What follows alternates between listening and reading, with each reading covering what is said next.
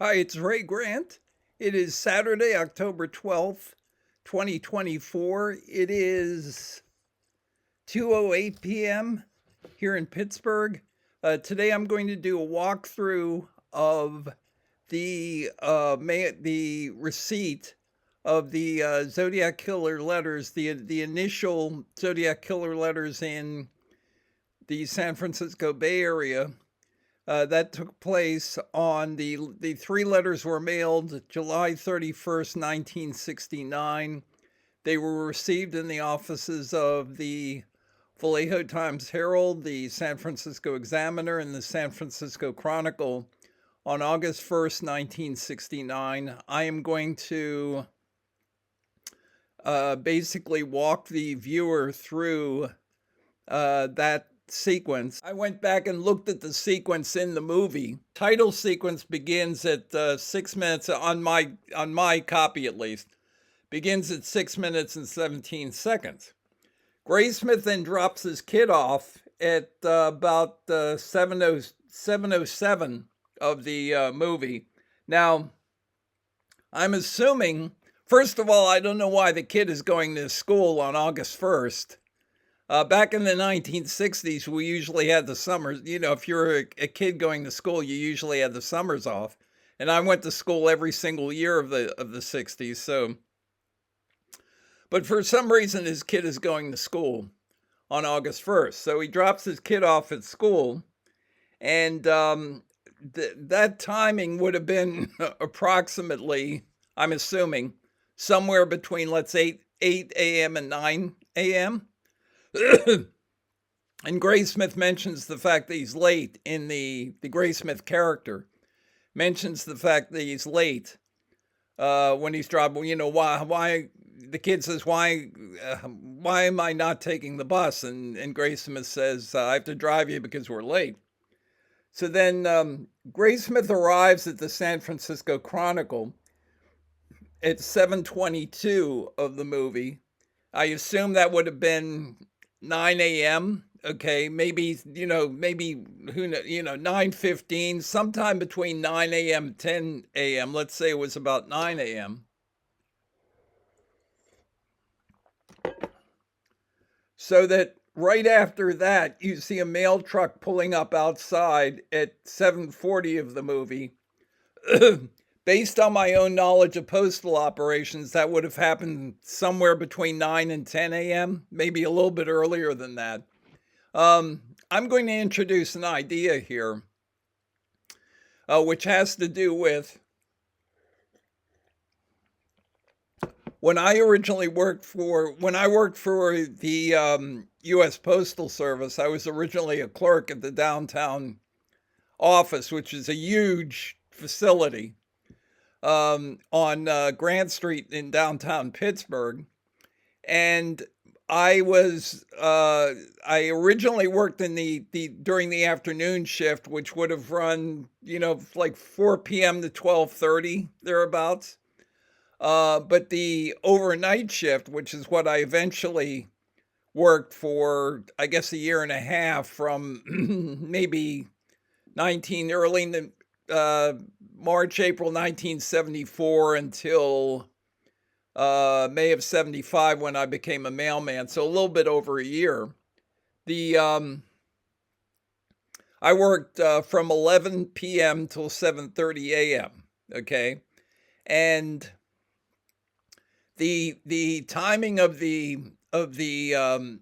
operations were that, for example, you spend your time processing incoming mail, but you also were assigned, if you were a clerk, you were assigned a unit, and the unit did the breakdown to individual zip codes. Okay, so every place, wherever you are now, has an individual zip code.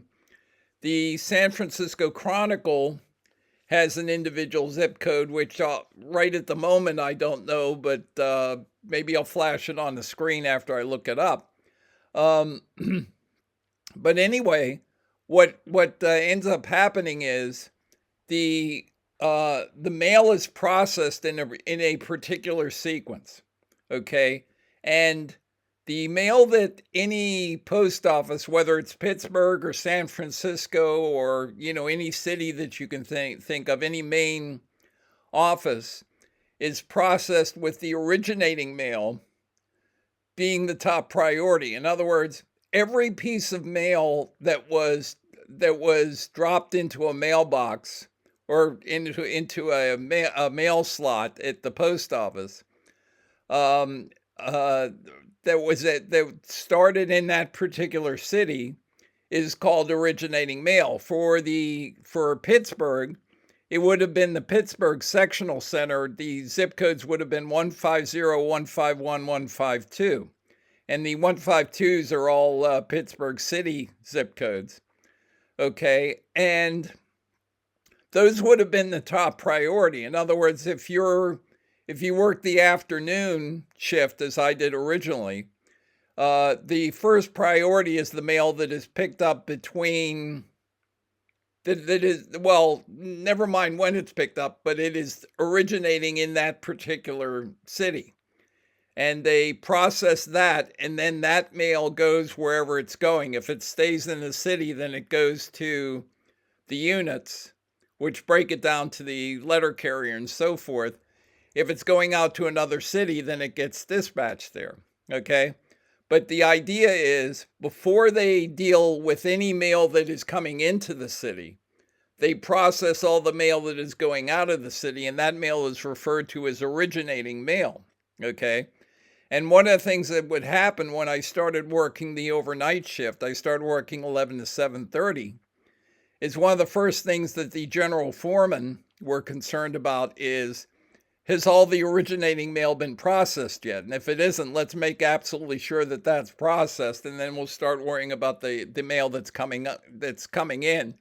And obviously, 99.9% of the time, this isn't even being vocalized or anything. It's just what they do. It's the process of what they do. So the point I'm trying to make here is that any mail that originated in San Francisco, as those 3 letters did, they were all mailed in San Francisco, then that mail would have been processed very early on in the postal sequence. Okay, and if you look at those postmarks, you will notice that all 3 of them are postmarked with a PM on them.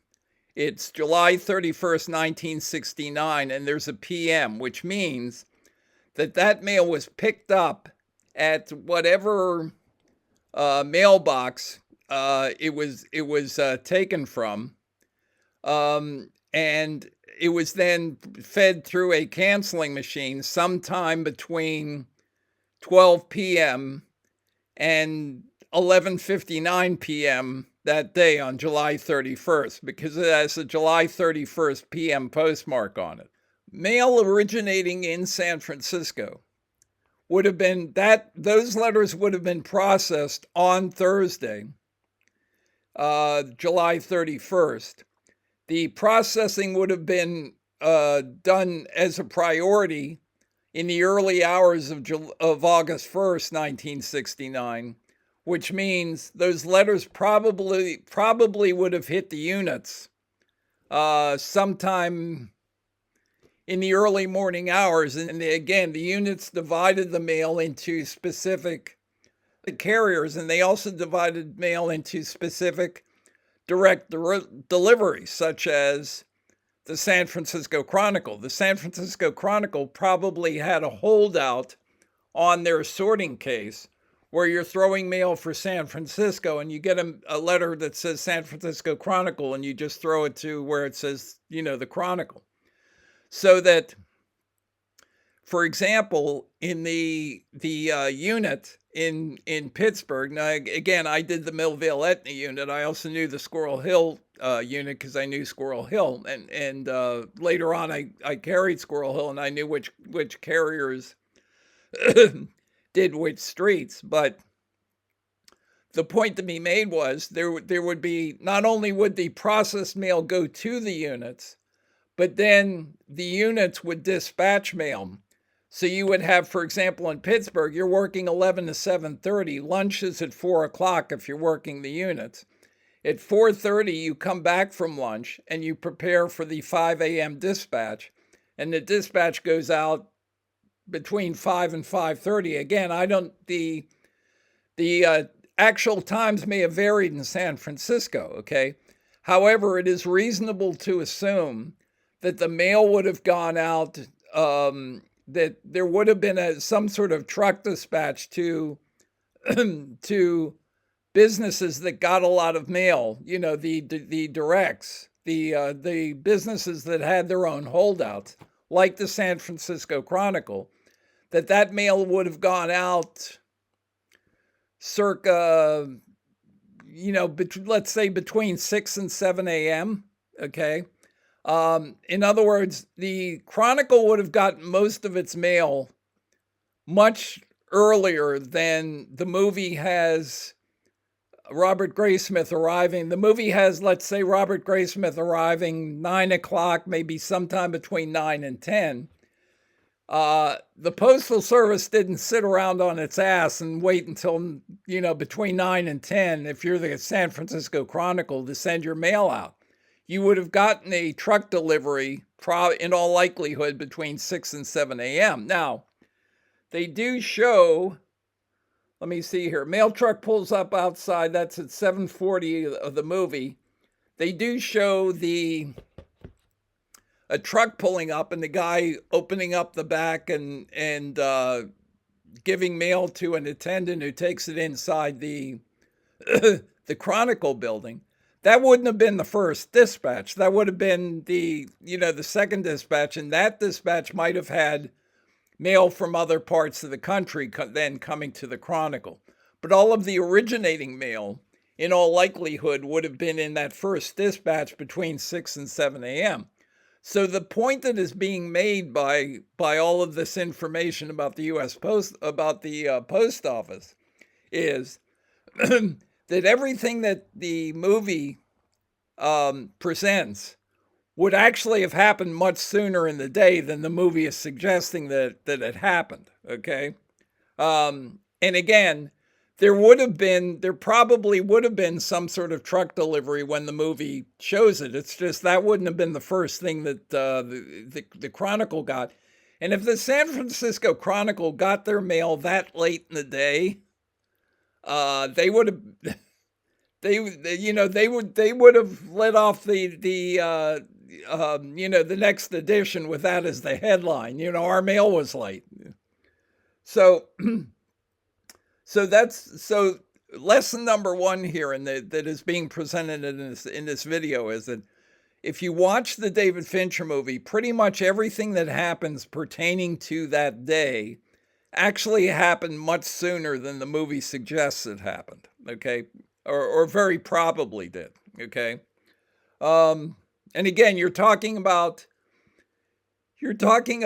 a government agency that literally handles billions of pieces of mail. So I can't make an absolutely categorical comment about 3 letters that arrived somewhere. However, again, all of the evidence says the mail was processed.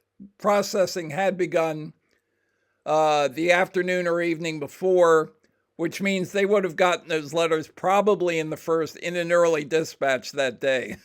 And so everything, as I said, everything that you then see in the movie from that point on would have happened earlier than the movie suggests. Okay. Now, the mail truck pulls up outside, and then they have Robert Graysmith at his desk, and an editor goes by and he says editorial in 2. And then you have Graysmith goes into the conference room, and you have editors in the room, the publisher, and then the editor-in-chief read the SFC letter and look at the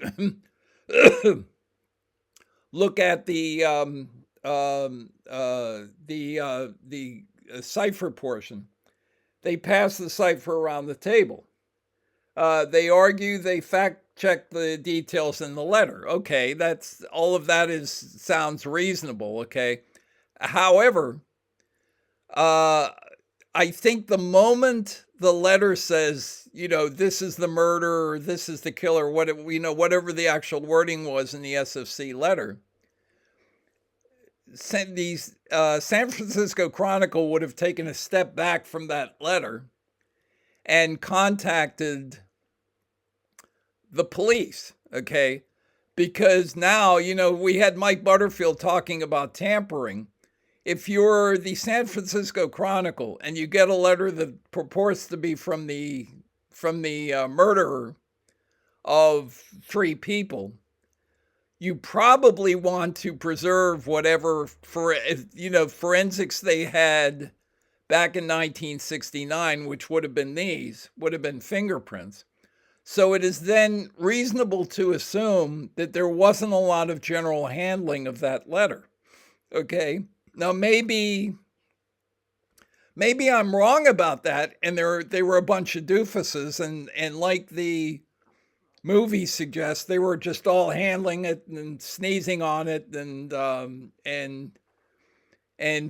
putting it around the table for everybody to handle. But I think there is a better than even chance that I'm assuming the editors of the San Francisco Chronicle were bright people, and I assume that they would have said, okay, this looks like it might be evidentiary here. Let's take a step back, not handle the letter too much, or handle it with the edges or something like that, and get in touch with the police. Okay, so they argue, they fact check the details in the letter. I'm sure that they did that. I'm sure they called, but chances are, instead of calling, I think the movie actually has them call the Vallejo Police Department. So that sounds like what they probably would have done.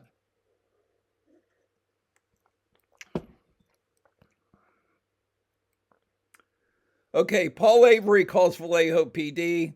We have an unsolved firearm-related Did you have an unsolved firearm-related homicide on Christmas and maybe one on July 4th? And the movie has Sergeant Mullinex say, shit, you guys got one too. Well, he would have known that, first of all, because the other 2 letters said that portions of the cipher were being sent to 3 letters, to the 3 newspapers. Okay, so he would have known that, unless he's stupid. And I don't think Sergeant Mullinex was stupid. He wouldn't have gotten to be a sergeant if he were.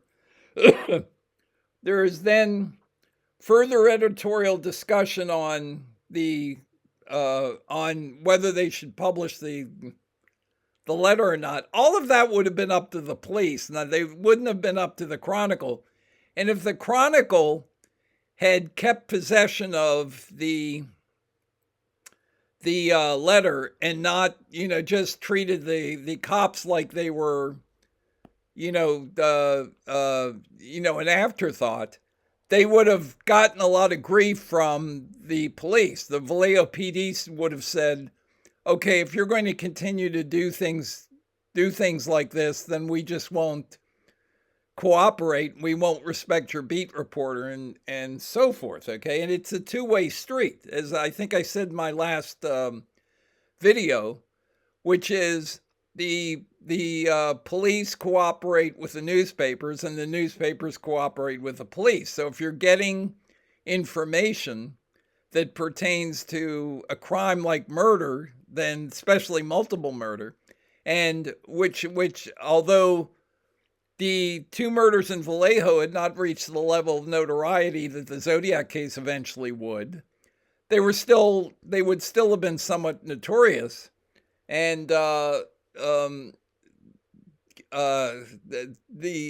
Chronicle would have contacted Vallejo PD very quickly and brought them into the into the loop. So further editorial discussion on possible publication of the letter. This points out something which does not, that I've never seen it pointed out particularly, but one of the reasons that the Zodiacs sent letters to three different newspapers was to create exactly what you see dramatized in the newspaper, which is to create a sense of competition among the papers. If they just send the letters to, as eventually they start just sending their letters to the Chronicle, then the Chronicle can do things like they did in July of 1970, where they actually held the two letters back and didn't put them in the newspaper until the next letter, which I guess would have, well, the next letter would actually have been the whole card, but the next letter that they decided was absolutely a Zodiac letter would have been the Halloween card. And that's when they then published the two July 1970 letters. Okay, so that allows for that to happen. If the Zodiacs wanted their message to go out, and to go out as efficiently as possible, then one of the ways to do that is to send it to three different newspapers, and now they're in competition with each other. 12:10 into the movie, it has Al Hyman, who's one of the editors who's characterized there. He says, "Let's shoot the code and call SFPD. If it turns out to be real, at least we'll have the material," okay? Again, there wouldn't have been any reason to call SFPD because SFPD didn't have jurisdiction in the murders. The police agency that they would have called would have been Vallejo PD. Okay, and then the 14-minute mark, they have Paul Avery saying, "Morty's anyone?" Which is a bar. Essentially, what you've seen happening in the movie is you've seen a bunch of editors hanging out in a conference room all day, which does not happen at a newspaper, seemingly all day. If we're assuming that the original letter was brought in and passed around, casually that morning, then they're just like hanging out in that conference room all day long and going back and forth on whether they should publish this or not. And this would certainly have been a pretty big deal at the newspaper, but not in line with the how much of a big deal the Zodiac case is now. Because there was no Zodiac case then. All they had were two murders, and they had this letter, which was coming from somebody who claimed the murders could be a hoaxer, So it is impossible to believe that all other activity at the newspaper. I'm not saying they're necessarily suggesting that, but you could watch the movie and get that impression that all the other activity at the newspaper had shut down while they decided whether to publish the letter or not.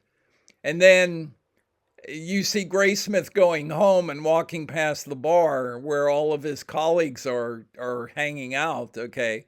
And it's like, this is the end of this is the early evening, late afternoon or early evening of Friday, August 1st, 1969, okay? And again, all of the decisions that were made vis-a-vis the letter would have been made between the three newspapers and Vallejo PD. It wouldn't have come to, and they wouldn't have taken them all day long. They would have come fairly soon. They would have decided, Vallejo PD was calling the shots, okay? So let's get to that aspect of the case. We're going to go to, this is from Robert Graysmith's book, okay? And, a lot of the hobbyists, basically the biggest idiots among the hobbyists, are going to start rolling their eyes as soon as you mention Graysmith. But the fact is, Robert Graysmith was a witness to what happened. That's what brought him into the case. And he was a witness that morning to exactly what happened. So we should take what he's saying seriously. He is an imperfect journalist. if people want to cite, and keep in mind that I criticized Graysmith in my 1990 book. So long before most of these people were even following the case, in some cases before they were even born, I was already criticizing Robert Graysmith. However, some of what, a lot actually, of what Robert Graysmith says does have to be taken at face value in this particular case, because he was a direct witness to it, and there's no reason to question what he says. Obviously, a lot of what he says in Zodiac Unmasked particularly has to be questioned, okay? But that's a whole different subject. Okay, Friday, August the 1st, 1969. In the offices of the San Francisco Chronicle at 5th and Mission Streets, I joined the two editorial writers, Temp Peck, and Temp is short for Templeton, by the way, Temp Peck and Al Hyman, in the editorial conference at 10 a.m., with the newspaper's publisher, Charles DeYoung Theriot. We met each morning to discuss the news and to decide on the topics for the next day's editorial page. I would scan the papers, draw 6 cartoon roughs, and the editors would select one. After I redrew it in ink on illustration board, it would be the editorial cartoon for the next edition. It was to this office that the first letter from the Vallejo killer arrived, signed only with a cross circle symbol. In addition, the killer had enclosed a cipher message composed of arcane symbols. Okay, now here comes the crucial paragraph. After making photocopies, the newspapers arranged to have the original letters and cipher delivered to, in brackets, Vallejo PD Detective Sergeant John Lynch. The Vallejo PD in turn made copies of the code and sent them to Naval Intelligence at Mare Island Naval Shipyard for deciphering. And he says later on, the Times Herald and Chronicle both printed their third of the cipher block in their next edition. Well, that's actually, that's subject to interpretation. As Dave Aranchek pointed out to me, Vallejo PD, actually their last edition, Friday, August 1st, 1969, I thought none of the newspapers actually printed cipher portion on Friday, August 1st, 1969. It does turn out, as Dave pointed out to me, that the Vallejo Times Herald actually did print their portion in their last edition on Friday, August 1st, 1969. Then the Chronicle printed its portion on Saturday, August 2nd, 1969. Then the Examiner printed its portion with the other two portions on Sunday, August 3rd. What I believe happened, and what the evidence says happened, is that Vallejo PD got the original letters. They got everything that was mailed, basically.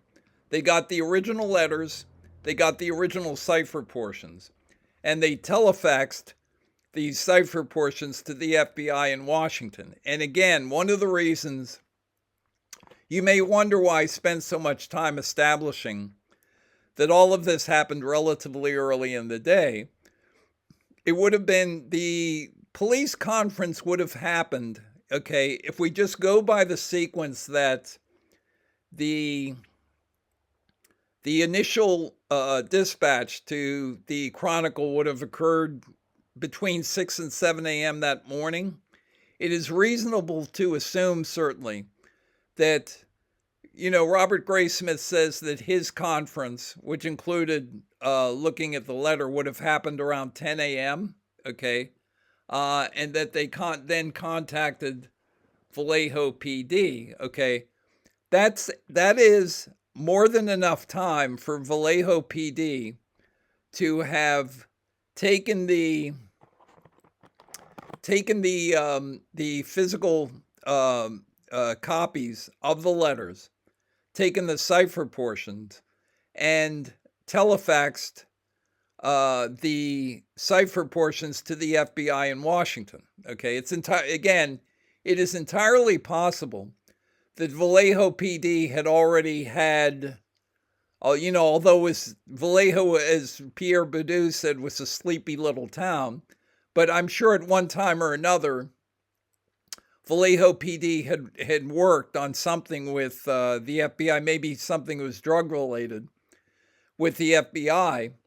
And so there would not be anything out of the ordinary for Vallejo PD to telefax the 3 cipher portions to the FBI in Washington. And if you assume that the Hardens were able to solve the puzzle, having no training whatsoever, in a couple of days, I think it is reasonable to assume that the FBI in Washington could have solved the puzzle within 3 or 4 hours, 2 or 3 or 4 hours, because they have, presumably really good experts working for them, such that the ciphers would have been the solved ciphers would have been telefaxed back to Vallejo PD circa 3 p.m., 3:30 p.m., 4 p.m., okay, 4:30 p.m., maybe even 5 p.m., okay, but later that afternoon, but surprisingly early enough for Vallejo PD to have their sketch artist, noticing that there was no information of value in the solution, nothing that would identify anybody, that they would then take these cipher portions and choose to change 20 of the symbols. Okay, now, when you're dealing with Ray Grant, what you're doing is you're getting into a time machine, okay? And I'm entering, August 1st, 1969. Boom, let's go back. What time of day do you want? Okay, do you want 4 p.m.? Fine, let's go back to the moment. It takes a while to get the time machine to warm up here, but let's press that button. Let's go back to August 1st, 1969, and it is 4 p.m. And remember, nothing that has happened in the meantime, nothing about the Zodiac killer, nothing that you've seen on TV, the Fincher movie doesn't exist. None of that is there. The internet doesn't exist, okay? There is no such thing as the Zodiac killer, okay? So your Vallejo PD, your Sergeant John Lynch, let's say, or your Roy Conway, or your George Bayward, both of whom I've discussed the case with, okay? And what do you get back from the FBI? You're sitting there saying to yourself, boy, the FBI is pretty good. They should be able to solve this thing, and then we'll know who this guy is. And remember, he says in the letter, he says, in this cipher is my identity. Well, hey, you never thought we were going to be able to go to the FBI, did you, pal? Okay, we're going to the FBI, okay, and then that cipher is going to bite you on the ass, okay? So the FBI telefaxes the solution back to Vallejo PD, and I can just imagine Sergeant John Lynch or Mullenix reading the original solution, which is, I like killing people because it is so much fun. It's more fun than hunting, whatever it says, wild game in the forest. And they're reading this, and what's going through their minds when they're reading those lines? Okay, my guess is they're saying to themselves, this guy's nuts. I mean, whoever it is, whoever sent this, whoever went to this much trouble to send that message has to be out of his mind, okay? If you're a Vallejo PD person and you're getting that message that day, again, it's August 1st, 19th, and none of this other stuff has even happened yet. you're saying to yourself, this is some whack job who likes playing with symbols, putting them together, and likes doing crossword puzzles, maybe, I don't know. And this is what he sends. Okay, so this is a nut job. So what's our next move? Okay, so it doesn't, it seems like a completely reasonable thing for Vallejo PD to decide, I know, instead of telling people what the cipher actually says, which is nothing, it doesn't tell you anything. Let's put the unpublished, the unpublicized version of the cipher out and see who comes forward. Maybe we'll catch this guy in our net. Okay, so that's what they do. They get their police artist, and he changes, and he sees, and as he's changing the cipher grid, he notices that some of the words are misspelled. So he fixes those, okay? And he makes the one mistake that I talked about in the last video, okay? But in the meantime, he's going to, okay, let's do this. I will not give you. How about I will not give you? Okay, well, we'll change this to a, we'll change this to a, what was that? Oh, we'll change the E we'll change the Z to a half-filled square, because then it's going to make sense, okay? And so that's what they did. And again, all of that makes perfect sense. If you think that you're dealing with some kind of whack job, maybe this guy is wacky enough that he's actually going to come forward. Okay, that's what the thinking is. And again, that's right at the heart of what Graysmith was talking about when he talked about the police trying to set people up, with misdirection. Okay, so that's what they do. Okay, and so they change 20 of the symbols. They go back to the editors now maybe they tell the editors of the Vallejo Times-Herald and the San Francisco Examiner and the San Francisco Chronicle, we've changed the grid of the ciphers a little bit so that, okay, this is what we want you to put in the newspaper, okay? Or maybe they don't tell the newspapers that. Maybe they just say, we want this put into the paper exactly the way it is, okay? And it's possible that no one at the newspaper noticed that what they had originally photocopied was different, because you're only talking about a handful of symbols, okay? So then they put the changed version of Z408 in the 3 newspapers. And I mentioned before that there was a reason why Vallejo PD the Vallejo Times-Herald was actually able to make the VTH was actually able to make the deadline, and the reason for that is they're right down the street. Okay, so the Vallejo PD was probably pushed by the time they got the solved cipher back from the FBI. They were probably under the gun, and their artists made the changes and went back to and said, okay, put this in your paper. Put exactly what we've made. Maybe they mentioned to the editor-in-chief, we've made a couple changes so that he might get tripped up. And frankly, I don't think the paper would have, thought twice about that. Now, whether they told the 3 papers that, hey, we have the solved version of this thing, that I don't know. And it would be interesting to find out. But chances are they were trying to keep as much information under their hats as possible. So it's entirely possible they didn't say anything. It's entirely possible they just went to the 3 newspapers and said, okay, here's what we want you to do. We don't want you to print any of the actual letters. we do want you to print this particular, picture of the cipher. We've copied it,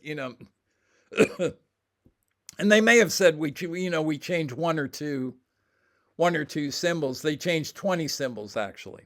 Okay, but the Vallejo Times Herald would have been right down the street from Vallejo PD, so they made the time limit, and the other two papers didn't for that reason. It's because VTH was just closer to the police agency that was calling the shots, and the other two weren't. And then the Chronicle puts their version out on Saturday, and then the Examiner puts their all three versions. They put their version out on Sunday with the other two versions. Okay. Now, the question is, if this is what happened, how come we don't know about it? Why did, I've said already that in my last video, look, what is on page 50 of Times 17 is the original. Gareth Penn was one of the Zodiacs, and he put the original grid for the reasons I stated, because the original grid, just as Z340 had an undertext, we therefore have to assume that Z408 had an undertext, because the plain text didn't say anything. Okay? And so just as they corrected, for example, the gun typing of the Paul Stein shooting, I shot a man in a parked car. That was Paul Stein. It wasn't Richard Raditich. Okay, but just as they did that, they would have wanted to correct the cipher grid, and they did that in Times 17. Okay, but if you're Vallejo PD, now you've put the changed cipher grid out there in the papers. You've done exactly what you wanted to do, which was to create an investigative key.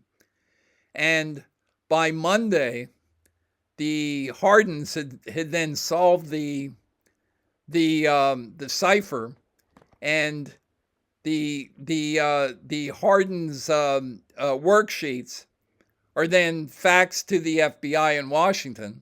And the cryptographers at the FBI in Washington look over the Hardens worksheets, and they say, these look like the worksheets of somebody who didn't know what the cipher was originally and had to work it out. So they probably solved the cipher, except that they solved the version that you changed. They didn't solve the original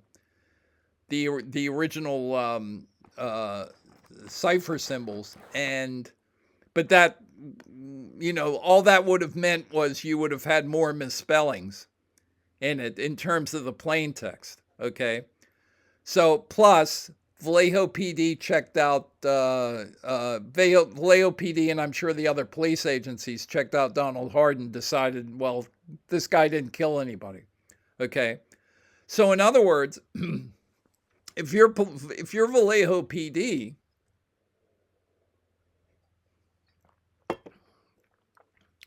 you've come out and done this misdirection job on the public, okay? And as it turns out, you didn't bring forth the whack job. It's just like the Channel 7 thing with, they have the guy calling in, except it isn't the real Zodiac, okay? It's Eric, whatever his name was. He calls in, and neither the real guy nor the fake guy shows up to meet Melvin Belli. Okay, so it's the same thing. The difference is that in the case of San Francisco, it was all out in the public, and in the case of what Vallejo PD had, nobody knew about it except them, and maybe the editors, maybe some of the editors of those three newspapers knew that they had changed the cipher grid. Okay, so the question is, if you're Vallejo PD at that point, do you then say, hey guys, we're going to give you an exclusive of how we decided to hoodwink the public and put out a cipher that we knew was already solved? Okay, I don't think so. It's the same logic that SFPD used when they found out that Donald from the Zodiac, they found out that Donald Fook and Eric Zelms had actually talked to the guy on Jackson Street. And what I'm guessing happened is that SFPD went to Fook and said, "We want you to write up a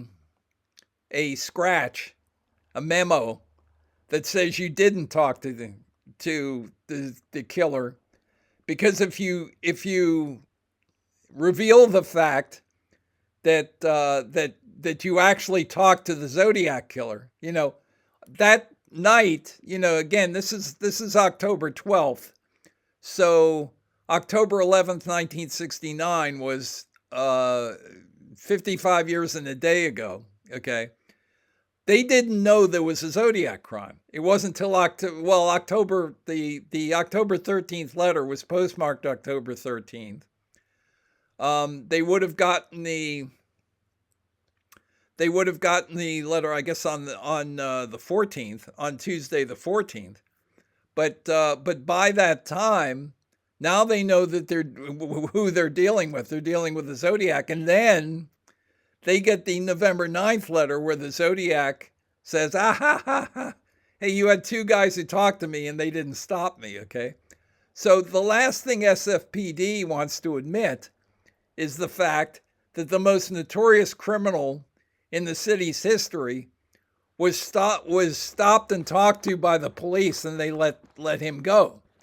So SFPD must have brought and again, the timing of the memo backs this up perfectly. Donald Falk, I'm sure I don't have videotape of this happening. I'm sure that his superiors at SFPD called him in and said, "Did you talk to this guy? Because that's what this guy is saying." And maybe they said, "Well, if you drove to Arguello Boulevard, somebody misdirected you there." Okay. So if that's the case, we don't want you to tell anybody that that you stopped and talked to him, because we're going to look like the Keystone Cops, okay? And we're not interested in doing that. It's bad enough we have this thing going on.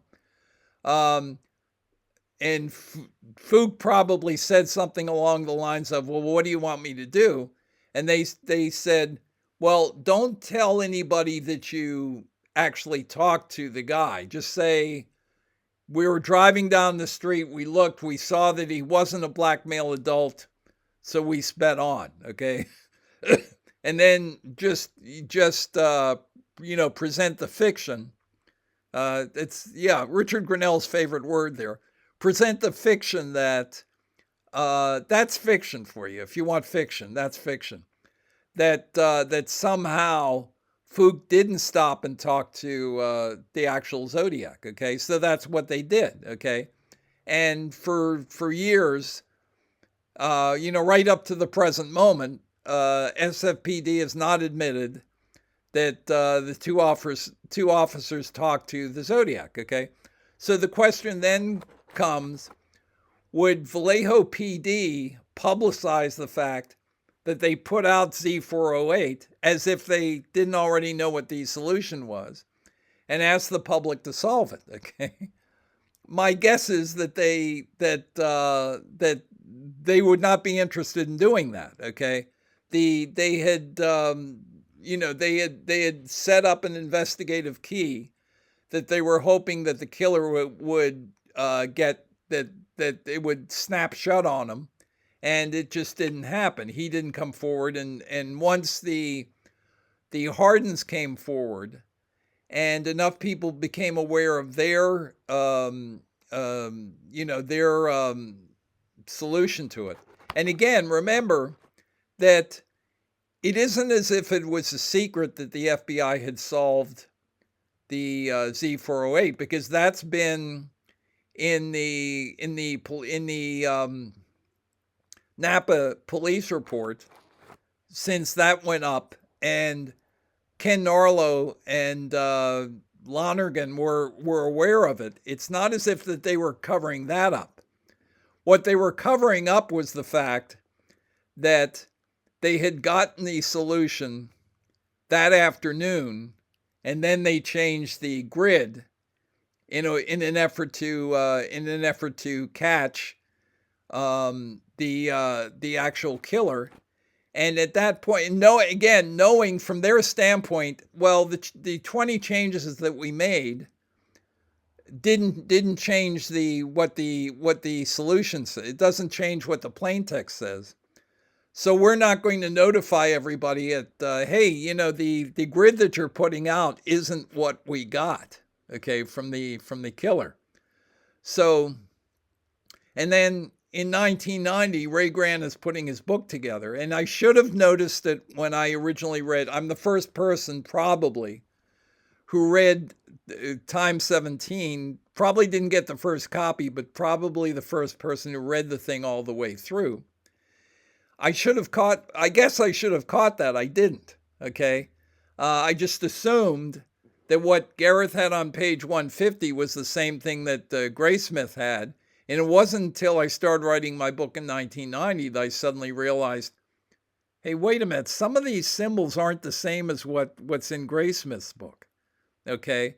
And I think when I originally did that, I got all excited and I thought, well, maybe it's a different message. But the message, if anything, was less coherent when you use Gareth symbols than when you use Graysmith symbols. But there was a reason for that. And again, remember that if you believe Dave Aranchak's solution to Z340, then you have to acknowledge the fact that once Dave cleaned up the solution, after he does the transposition, after he sends the transposition through AZ Decrypt, after he adjusts the transposition in the second portion of the cipher, okay, what Dave ended up with was not the solution that he gives at the end, okay.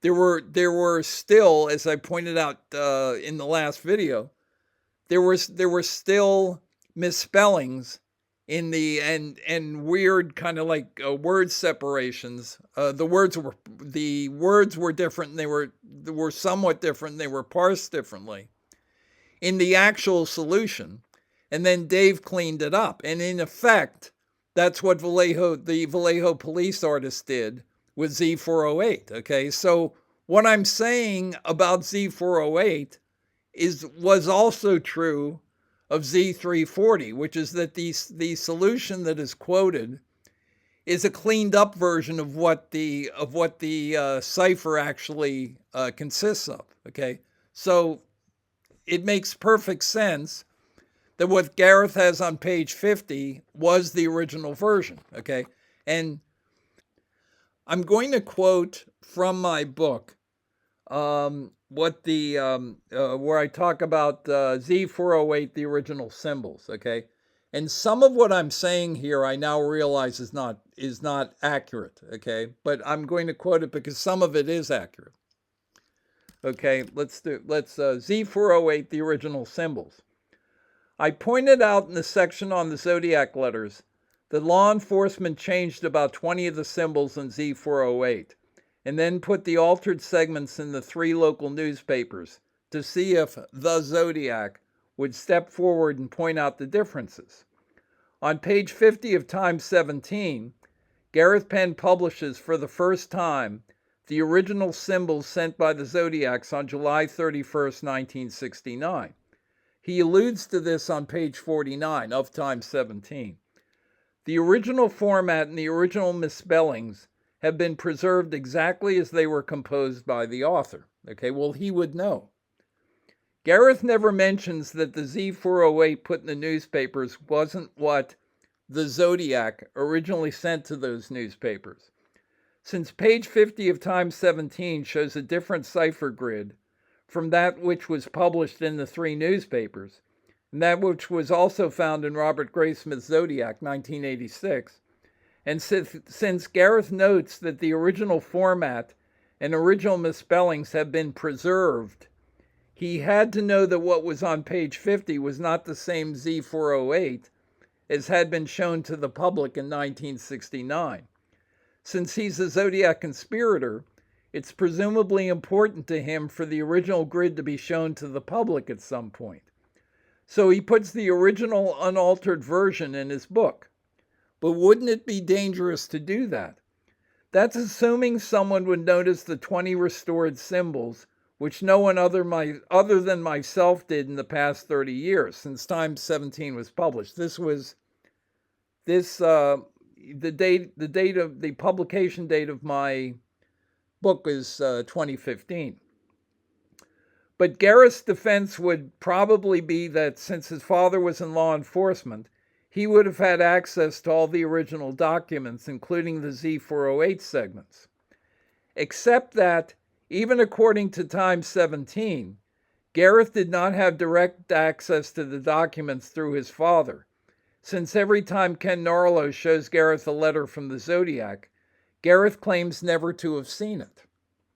I suppose it's theoretically possible UPenn could have gotten a physical copy of the original cipher symbols and given them to his son Gareth, assuming that the original cipher symbols were part of the package SFPD shared with the California DOJ in October 1969. However, that seems unlikely for several reasons. A, it presumes SFPD would have given the original cipher grid to the DOJ. By the way, I'm saying SFPD, that's wrong. I should have said Vallejo PD. It presumes Vallejo PD would have given the original symbol grid to the DOJ. It's clear, however, that police agencies in the Bay Area which had active cases were reluctant to part with what they had. George Bayward of Vallejo PD commented publicly on this phenomenon on the Crimes of the Century TV show. I suspect Vallejo PD would be a lot less reluctant to give the DOJ copies of Zodiac letters that had already been published, which is what it did in October 1969, than it would a cipher grid that only a handful of people even knew about. I say SFPD, again, it's Vallejo PD, had to assume that once it sent copies of what it had to the DOJ, those copies would then be made available to all interested agencies in the state of California. And I doubt Dave Toschi would have wanted that. Well, it wouldn't have been Dave Toschi. It would have been people like George Bayward and Roy Conway and Sergeant Mullinex and Sergeant Lynch. B. Mel Nikolai's version of the Z408 solution corrects most of the spelling mistakes, forced, dangerous, experience, and credits only the Hardens with having solved the cipher. In contrast, the Napa Sheriff's Office police report mentions that the FBI in Washington also solved the cipher, and the page pertaining to receipt and handling of the Z408 cipher in the Vallejo PD report has been whited out. So this is something I mentioned going back to 2015. This would seem to suggest Nikolai was unaware that more than one version of the cipher existed, which would imply that SFPD, Vallejo PD, didn't give him the original cipher grid. C. If one assumes UPenn and Gareth Penn are not Zodiac conspirators, it's hard to justify their actions with regard to the original cipher grid. Since the altered grid is what has been published in newspapers, you would only make a copy of the original cipher grid and give it to your son if you knew it to be different from what was shown to the public.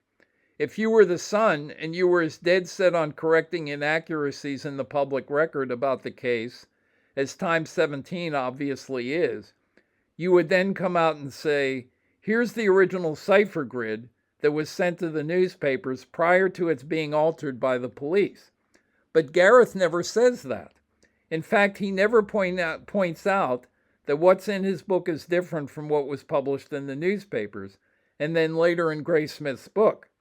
So while it's theoretically possible UPenn could have seen a copy of the original cipher grid at the California DOJ, the Attorney General's office, where he worked, it still doesn't explain its unannounced presence in Times 17.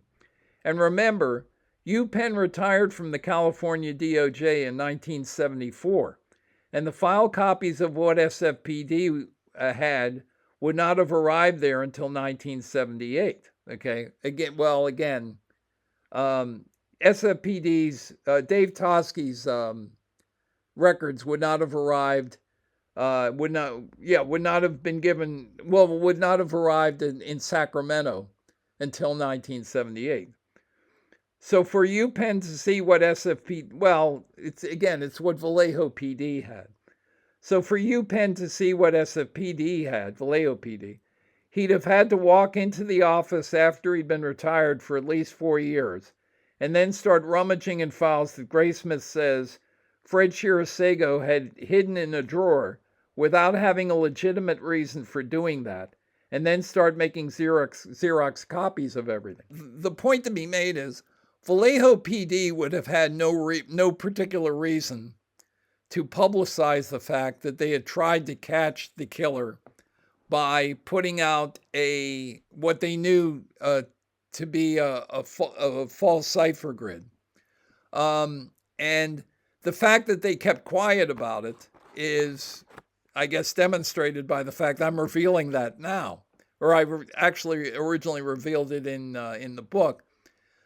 The thing that I was always afraid of was that if I made a big deal about the cipher grid being different on page 50, that Gareth was just going to come out and say, well, I got the cipher grid from my dad, okay?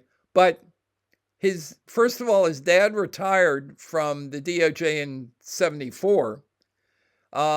There's no particular reason to believe that Vallejo PD told any of the other police agencies about it. Ken Narlow doesn't say anything about it he mentions the fact that the FBI in Washington also solves E408, but he doesn't say that Vallejo PD altered the cipher grid. Okay, so there's no particular reason to believe that Vallejo PD was, and that, by the way, that notation was made October 1st, 1969. So it would have been 2 months after the events that we're talking about. So you either have to assume that what I'm saying didn't happen, which that's fine, but then you have to explain page 50 of Times 17 and page 33 of the Vallejo PD police report, okay? And, those are both bits of evidence that I think are very difficult to argue with. So Vallejo PD wouldn't have had a reason to even bring the subject up. What the misdirection that they had attempted didn't work. It didn't cause the killer to come forward. So they then moved on to other things. And what I probably should have done when I talked to Roy Conway and George Baywart in 1991 was ask them about that. But being the imperfect person that I am, I didn't. And it didn't start to dawn on me that this information might be more. Well, I always knew that it was significant. The question was whether I could back it up in a way where it couldn't be explained away. And I realize now that it wouldn't have made any sense for UPenn to have that information, because for the simple reason that Vallejo PD was keeping it as much under their own control as possible. There wouldn't have been any motivation originally for Vallejo PD to let everybody know what they were doing, obviously. And then once it didn't work, there wouldn't have been any reasonable expectation that they would come out and admit it. And none of the newspapers ever came out with a story about any of this, which tends to suggest that the newspapers that the newspapers weren't even aware that Vallejo PD had actually altered the grid. Okay. However, as I said yesterday, if you are going to talk about the Zodiac killer, if you're going to talk about actual evidence in the case, then and who you believe the killer was and what you think happened, the first thing that you have to do is explain page 50 of Times 17, where he has a different grid from what is in, for no apparent reason. And he went to a tremendous amount of trouble to create that grid. He wasn't say photocopying what was in the newspaper and then pasting, changes for whatever reason he would do that.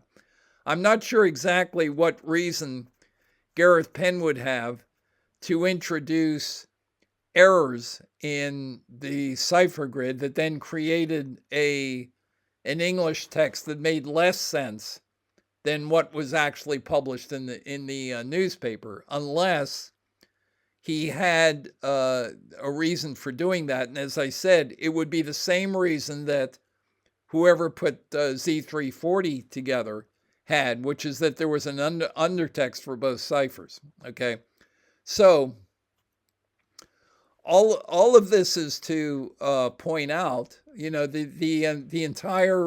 Let me see what time it is. Oh, the entire sequence of events on August 1st, 1969, came down to if you want to summarize it as briefly as possible, it's that the three newspapers received cipher portions from the Zodiacs. They gave them to Vallejo PD. They received the cipher portions. They gave them to the Vallejo PD. Vallejo PD sent the cipher portions to the FBI in Washington.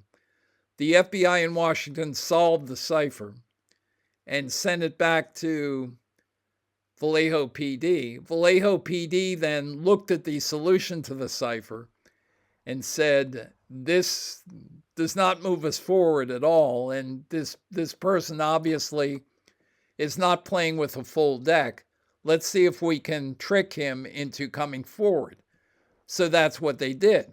And then once the Hardin solved the Z408, Vallejo PD had no motivation to come forward and say, remember those cipher portions we put in the paper last week? Sorry about that. Those weren't the real cipher portions. There, among other reasons for not doing that, it's to maintain the myth among police agencies that everything that they're telling you is the truth. The police don't have to tell you the truth; they can lie to you. If you're in an interrogation room at in a police department, the cops don't have to tell you the truth. In fact, they can make things up out of whole cloth if they want. Okay, but a lot of members of the public assume, well, if the cops are telling me this, it must be true. No, it doesn't have to be true. They can lie to you and get away with it. Okay, so there wouldn't have been any motivation for Vallejo PD to come back and say, by the way, what we put out was not the original cipher. Now, the upshot of that is that what has been presented as the original Z408 all these years, and I'm sure I'm not going to name names, but some of the cryptographers who had framed copy of Z340 on their living room walls, or the walls in their next to their front door, so they could look at it when they went out and look at it. It'd be the first thing they looked at when they came back to their house. Maybe some of those people had Z408, with a frame around it, so, hanging somewhere somewhere else, and maybe in the bathroom of their house. But the same sequence of undertext, being preserved that you see in Z340, you see in Z408. So it again, it is consistent with other things that were sent by the Zodiac killers. So that again, what happened on August the 1st is the newspapers received the cipher. They gave the originals to Vallejo PD. Vallejo PD sent it to the FBI. The FBI solved the cipher, sent it back to Vallejo PD. Vallejo PD decided there was nothing significant in the plain text, so that they would put out the cipher portions as if they hadn't been solved and see if somebody came forward. And the Hardens came forward. They decided the Hardens weren't the killers. And so they just moved on from there. Okay. But again, what is significant now in retrospect about all of that is that Gareth Penn put the original cipher on page 50 of his book. And if you ask, well, wasn't Gareth putting himself at risk by doing that? I don't know that. I say in my book that Michael O'Hare intended to die in the terminus event of Friday, August the 11th, 1989. I don't know that Gareth Penn wasn't going to join him in that, in the, wherever on the rooftop of the either blowing himself up in room 929 of the MIT tower, or on the rooftop of the Liberty Mutual building. The former Liberty Mutual building on Berkeley Street in downtown Boston. So it's entirely possible when Gareth put that grid up in his book, he knew that there was a time limit to how long it would be before people could recognize that it was different. He only had to worry about maybe a couple of years, or 2.5 years or whatever it was if he published. I have a memory of Time 17 coming out in June of 1987. Maybe somebody keeps saying, somebody else said the spring of 1987. So I think I bought my copy maybe in July, or maybe, no, I think it was actually in June. Okay. And they were $17 back then. That's what the cost of the book was. So, I mean, he was selling them. At best, he was selling them at cost. He may have been losing money with every sale. I don't know. Even in 1987, that wasn't a lot of money. So anyway, the grid of Z408 on page 50 of Time 17 is the same thing as the fingerprint of Richard Ramirez on the getaway car during the Night Stalker murders, which is, it identifies him as one of the Zodiacs. Okay, period. End of discussion. But if you have an argument in the other direction, let me know. You can contact me at raygrant.tzms at gmail.com. And if you do have a good argument, and it's not just some heckling comment, but if it's an actual argument, I'll put up a video and I will deal with whatever your objection is. So, and again, if anyone wants to have me on anywhere and discuss this issue, I'll be more than happy to do it. Okay. I don't know, I'm not sure what I'm going to do next. So I don't know if I'll go on with the the Crackpot files, or if I will head into my JFK assassination stuff. I don't know. That's the Crackpot file series took a turn that I wasn't expecting exactly. I should have been better. It wasn't until I started playing around with the checking the symbols on Wednesday morning of this week that I suddenly realized that I was dealing with something that was different from what I had anticipated. So it's my bad if that's the case. Unfortunately, I could have solved this thing no later than, maybe back when I published my book, which was 2015. But we'll see what happens from here on. So thanks very much for watching, and whatever I'm going to put out next, I hope you watch that as well, and I will talk to you soon.